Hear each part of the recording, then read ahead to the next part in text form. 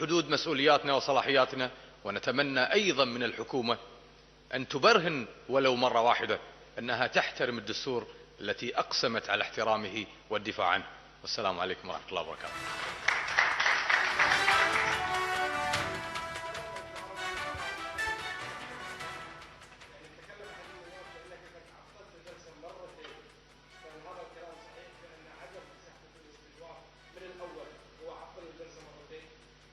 أنا ما أعلم النائب اللي قال إني عطلت الجلسة مرتين، والجلسة النصاب العددي لها، يعني هذا النائب كرمني، يعني اعتبرني عن 35 نائب، وهذا فمش صحيح. وحضوري أو عدم حضوري لا يمكن أن يفوق ما للمجلس من قرارات في هذا الشأن. الأمر الآخر أنه أنا قدمت الاستجواب منفردا، وكان الدمج بناء على قرار من أغلبية نيابية أعلن في حينه، وبناء على طلب الأغلبية النيابية. قرار الفصل أيضا كان قرار الأغلبية النيابية، فلا دخل لي في الحالتين. أنا فقط امتثلت لواجبات مهامي كنائب أمثل وأدافع عن هذه الأمة. أنا لا أعتبر أن الشعب يستحق مثل هذا الجدل في استحقاق سياسي بسيط. الاستجواب ليس متعلقا بشخص الوزير المستجوب، إنما في مسائل أعتقد وفقا لتقديري أنها تستحق المساءلة، وهو أمر غير مرتبط في الوزير. إذا أتى وزير ولم يتعامل مع هذه المحاور وبشكل فوري سيقدم الاستجواب، أيا كان هذا الوزير مقدما. قاعد يقول في ترتيب المحدثين اللائحة تضع قواعد، وليس هناك ما يمنع. ليس هناك ما يمنع من الحديث، لكن في نهاية المطاف هو يعني تصويت واللي يحدد مسار هذا الاستجواب بعد الاستماع إلى مرافعة الوزير والبيانات السادة النواب مقدمي الاستجواب.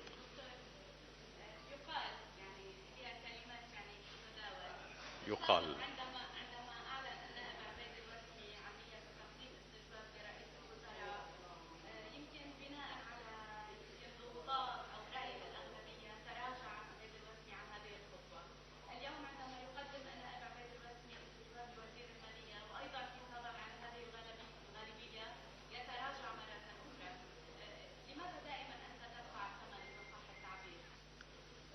والله ما ادفع ثمن، لكن انا اتكلم عن ظروف هذا الاستجواب. اقسم بالله ان الدافع على سحب الاستجواب هو احترام الشعب والمؤسسات، لان هذه المسألة غير مقبولة حتى من الناحية الشكلية. ان تتذرع الحكومة بهذه الذرائع فسدا واغلاقا لكل هذه الذرائع. الحكومة بتقول لنا في مخالفة لائحية من دمج الاستجوابين، الان في استجواب واحد.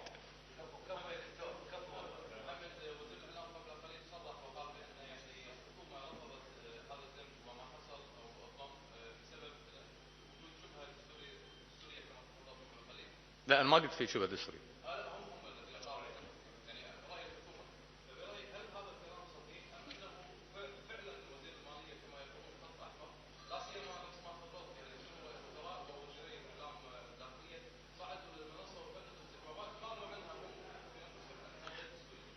أخوي أنا مش مسؤول عن تصريحات الحكومة أحيانا الغير منطقية والغير مقنعة للرأي العام. أنا أعلم أن الرأي العام غير مقتنع أصلا بهذه الذرائع اللي تقدمها الحكومة سواء تم الدمج. أنا أتمنى، وأنا سحبت الاستجواب، وأنا عندي شك أن بكرة حتكون في ذريعة مختلفة، بس إيش ما أدري يعني.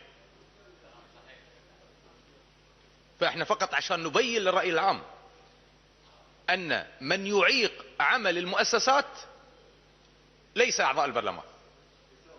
الحكومة التي لا تحمل تصورا ولا نهجا، وهي مسألة في حقيقة الأمر ليست متعلقة بوزير معين، هو التصور غير موجود لدى الحكومة كفريق عمل بالكامل.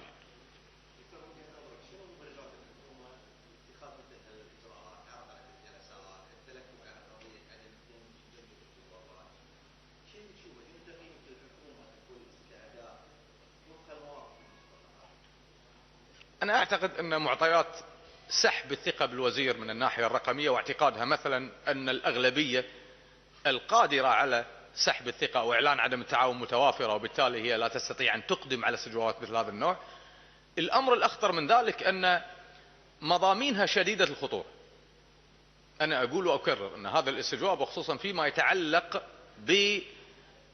المحور المتعلق بالقروض بحث من الناحية المحاسبية والفنية، وسيعاد طرحه من جديد يعني على وزير المالية القادم فيما لو لم يصحح هذه الأوضاع الخاطئة.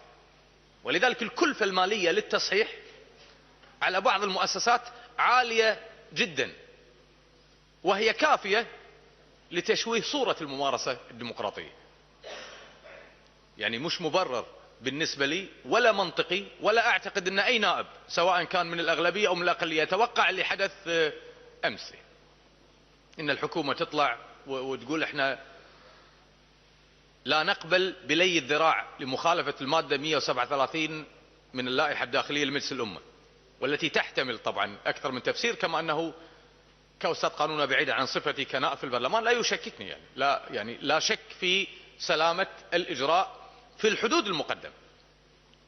ومع ذلك الحكومة قبلها بمدة أعلنت بأن الاستجواب المقدم لرئيس الوزراء مخالف للدستور ونوقش. هذه عبارة منسوبة لرئيس الوزراء. فإذا كان رئيس الوزراء يعتقد بأن للائحة الداخلية سموا يفوق ما للدستور، فهذا لا يستحق أن يكون رئيس وزراء. عنده فهم خاطئ في النظام الدستوري، لأن في موارد المشروعية، في تدرج القواعد. عموما أنا شاكر لكم وأعتذر عن اليوم الطويل يعني، وأمس كان طويل يعني، وأتمنى أن بكرة يكون قصير جدا يعني. والسلام عليكم ورحمة الله وبركاته.